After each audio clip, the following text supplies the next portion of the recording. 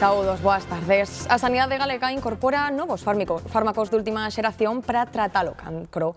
Os doentes galegos de mieloma van dispoñer dun novo medicamento para facerlle fronte á enfermidade, Gloria.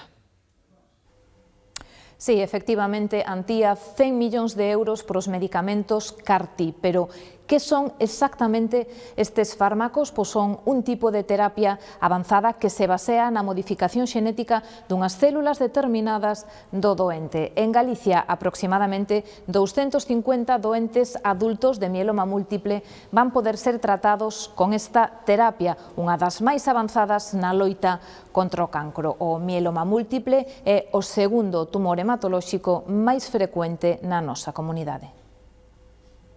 A terapia CAR-T das máis avanzadas contra o cancro consiste en modificar no laboratorio as células do paciente para rearmalas contra a enfermidade.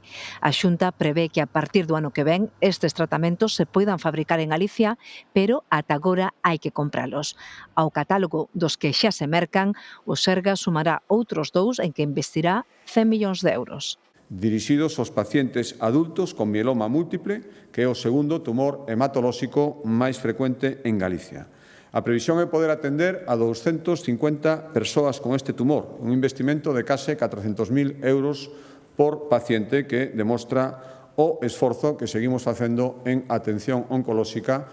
Esforzo que pode facer a Xunta, explica o presidente, grazas a medidas de aforro como a compra centralizada de material sanitario para todos os centros do Sergas, que permitirá aforrarlles aos galegos, di, 65 millóns de euros en 3 anos. Trátase de poñer a disposición dos galegos e das galegas os mellores tratamentos, os mellores dispositivos, as mellores terapias que haxa no mercado, sin esquecer, e creo que isto o entende todo o mundo, a necesaria xestión racional dos recursos económicos.